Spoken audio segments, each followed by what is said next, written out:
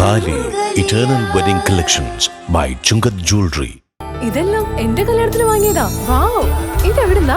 MV Chacko golden diamonds Angamaly.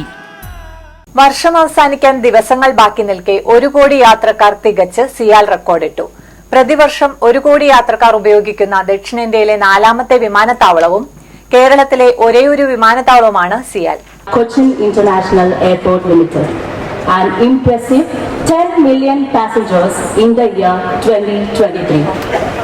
This is the first time in the history of Sial that it has reached 10 million passengers in a calendar year. Kochi അന്താരാഷ്ട്ര വിമാനത്താവളത്തിലൂടെ ഈ വർഷം പറന്നത് 1 കോടി യാത്രക്കാർ.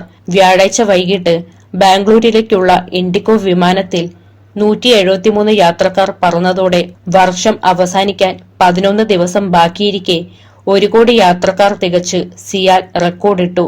ദക്ഷിണേന്ത്യയിൽ പ്രതിവർഷം 1 കോടി യാത്രക്കാർ ഉപയോഗിക്കുന്ന 4ാമത്തെ വിമാനത്താവളമാണ് സിയാൽ. കേരളത്തിലെ ഒരേയൊരു വിമാനത്താവളവും. കൊച്ചിയിൽ നിന്ന് ബാംഗ്ലൂരിലേക്കുള്ള ഇൻഡിഗോ വിമാനത്തിലെ യാത്രക്കാരിയായ 5 വയസ്സുകാരി ലയ റിനോഷ് ആണ് സിയാലിലെ 2023 വർഷത്തെ 1 കോടി യാത്രക്കാരുടെ എണ്ണം തൊട്ടത്. CIAL managing director S. Suhas IAS ലയക്ക് പ്രത്യേക ഉപഹാരം നൽകി.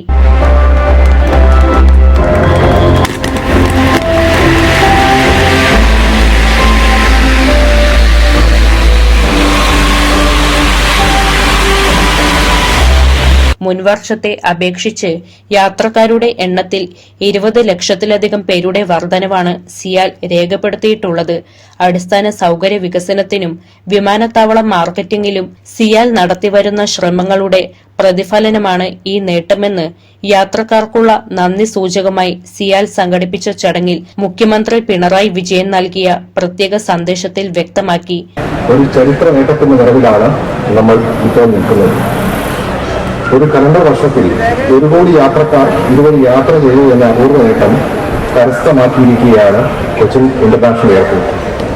ബഹുമാനപ്പെട്ട ചെയർമാൻ ശ്രീ പിണറായി വിജയൻ സാറിന്റെയും മറ്റ് ബോർഡ് അംഗങ്ങളുടെയും സമയോചിതമായ നിർദ്ദേശങ്ങളും പ്രോത്സാഹനങ്ങളും ഈ നിമിഷത്തിൽ ഞാൻ ഓർക്കുകയാണ്. മാത്രമല്ല, സിയാലിന്റെ ഓരോ വിജയത്തിലും നിങ്ങളെല്ലാവരുടെയും കൂട്ടായ്മയും അർപ്പണബോധത്തിന്റെയും പരിശ്രമത്തിന്റെയും കഴിവുണ്ടെന്ന് ഈ അവസരത്തിൽ ഞാൻ സ്മരിക്കുന്നു.